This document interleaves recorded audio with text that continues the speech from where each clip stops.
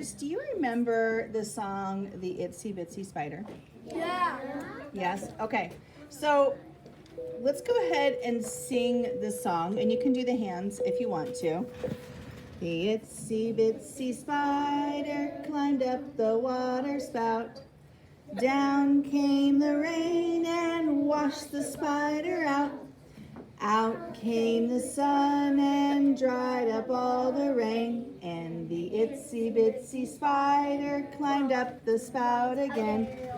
Yeah, you remember that from like kindergarten, preschool. Maybe your mom or dad or grandma or auntie or even just a friend would sing it to you.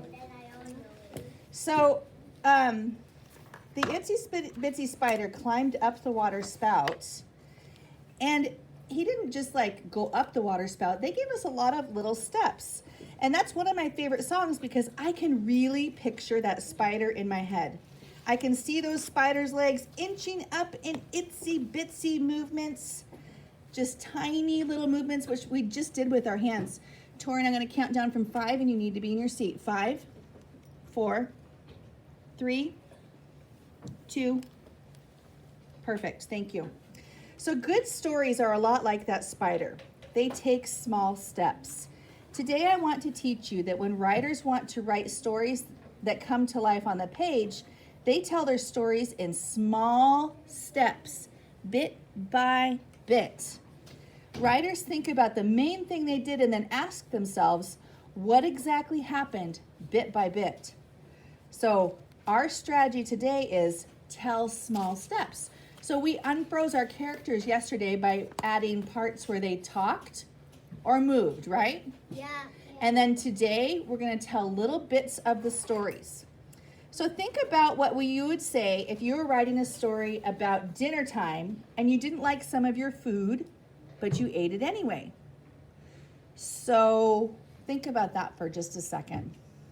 Time that you had something that you needed to eat, but you didn't really love it.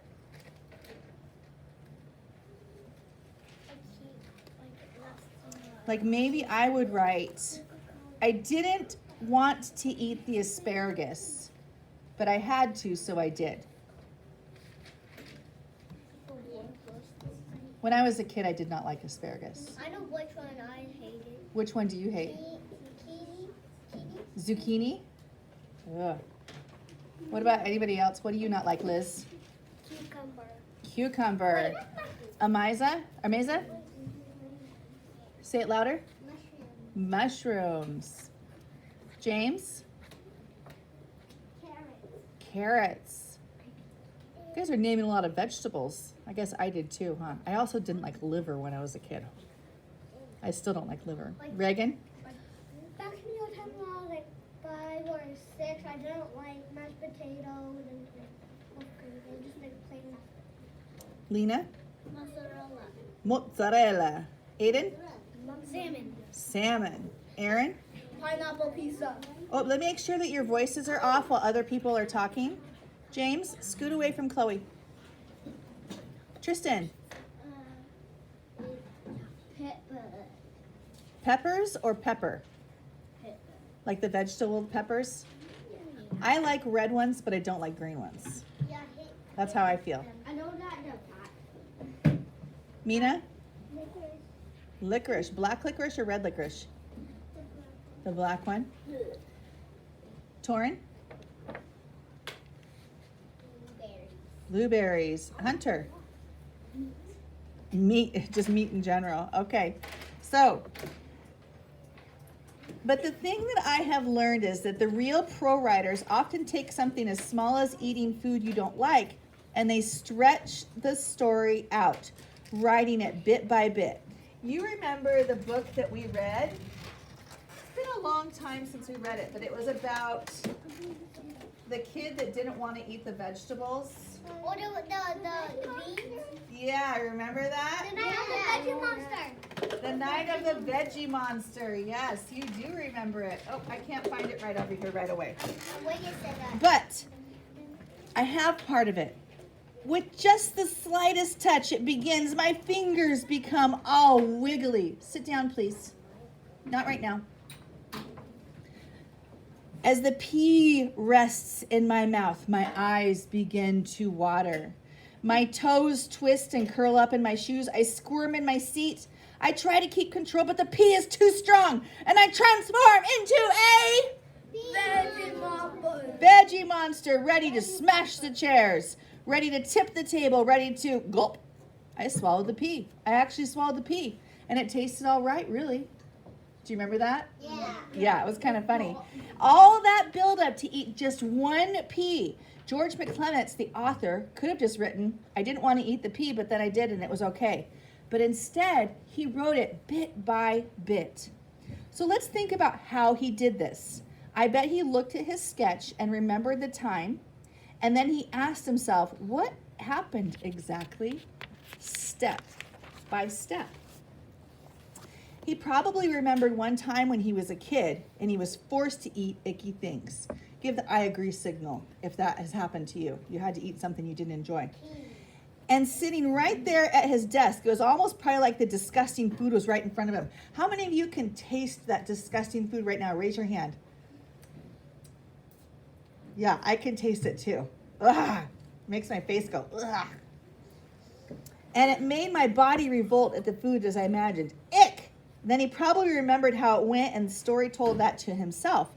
My fingers became wiggly, my eyes began to water, my toes twist and curl up, I squirm in my seat, and then he was ready to write it all down.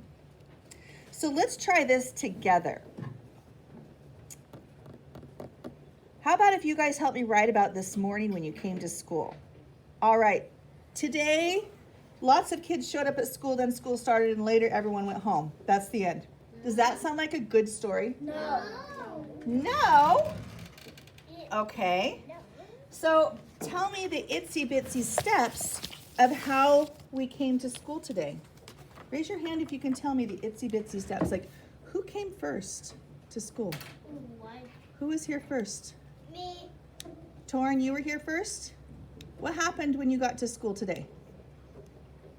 I was waiting, and then I put all those like baskets down. Oh, that's right. Ms. Bruner gave you a job, didn't she? Yeah, gave me a job like put all the baskets And then I came out and said, to stop. yeah, I came out and said, what are you doing? Put those away. That will be confusing for kids when they come if the baskets are all out. And then Ms. Bruner said, Miss Littlejohn, I'm so sorry. I didn't know that you didn't want the baskets out. And then Ms. Bruner and Torrin, what did you guys do together? We picked up the basket. Yeah, you picked up the baskets together. Okay. Who came next? Chloe came next. Chloe, what were you wearing? My fluffy red jacket. Yeah, you had your new fluffy red jacket out. And I remember walking, I have never seen it before. I remember walking outside and you were spinning around in your fluffy jacket. Why were you spinning? I was trying to do the ballerina. Yeah, you were trying to do the ballerina. And then I said, come on in, everybody. And then there were like 5 people that showed up. I was the last one. Who came right then? Ariana came. Evea came because she's now riding the bus. And I came. And James came. Okay. All right. We've got so many details here. So we're like itsy bitsy spidering it. This is so much better than when I just said that you guys, a lot of kids showed up. So today, let's write this down. Today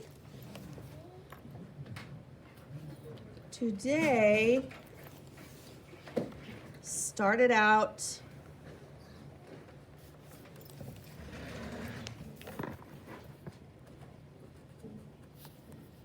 busy. Okay, what happened again, Torrin? So tell me again in itty bitty, itsy bitsy spider steps. Ms. Bruner. So should we say Torrin got here first? Yeah.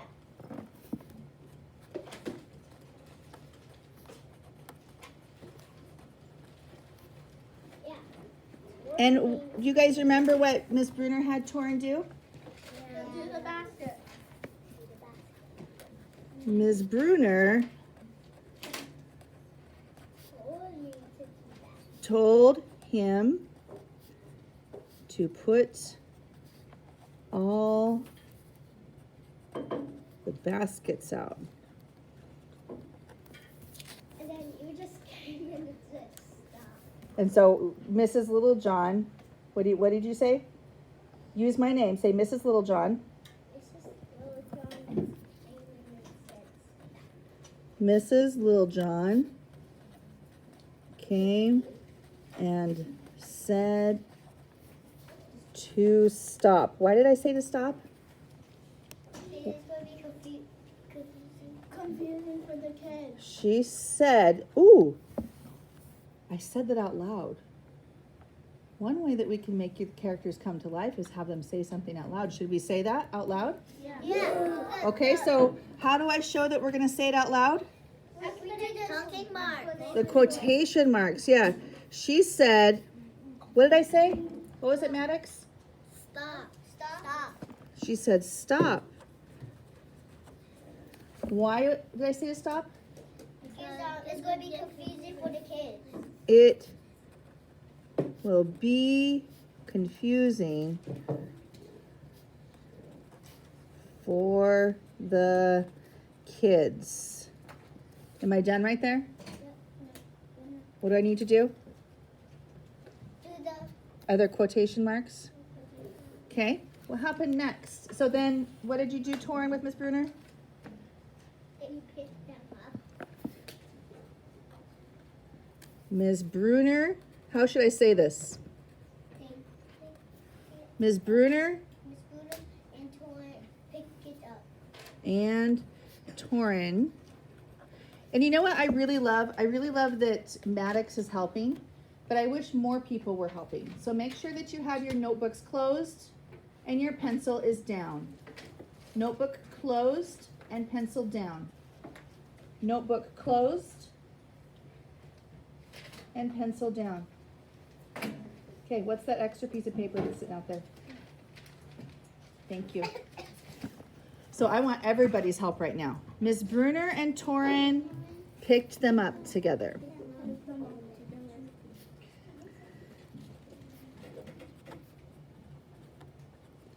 Look at, this is just a little bit of the story. This is just about the first kid who got here, and I have so much writing done already.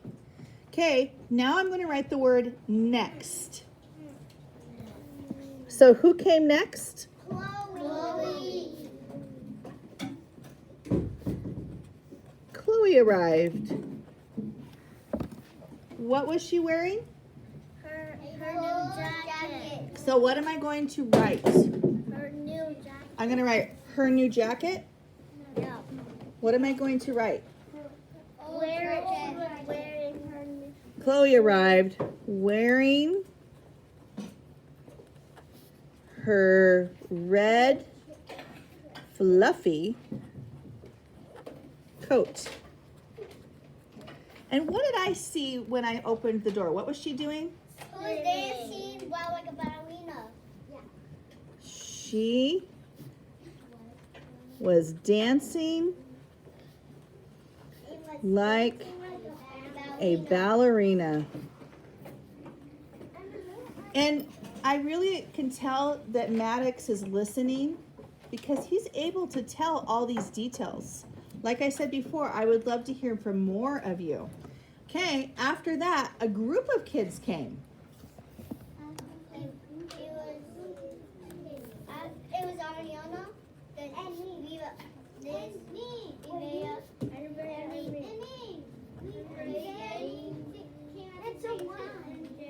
Okay, after that, a group of kids arrived. James, do you want to tell us what happened? Ariana, Liz, and Evan, me were actually both that were in first. There was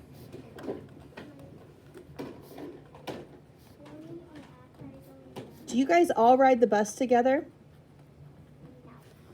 So, Ivea, what was it, your exciting news this morning? I was going on the bus.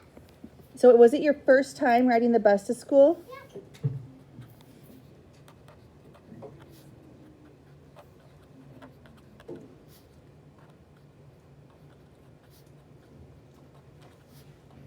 Oh my gosh. Look at all of these details.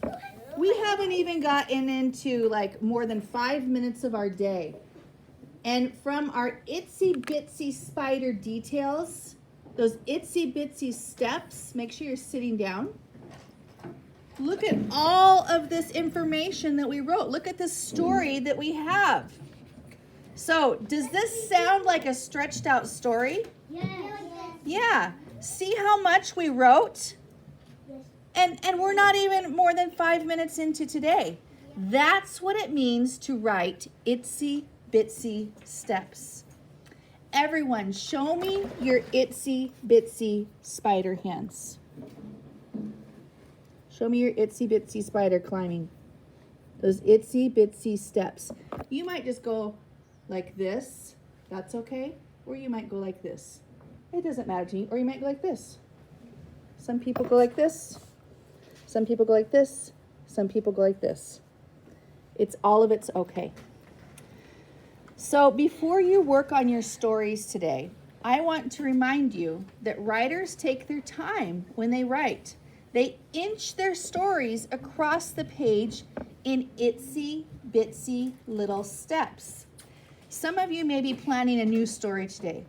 And as you do so, remember to sketch your story in itsy bitsy little steps. If you're in the middle of a plan and it's moving too quickly, go ahead and add pages to your booklet. And it's time for us to write. We have 10 minutes to write today. And remember, we're practicing what? Itsy bitsy steps. Yes, perfect. I love it.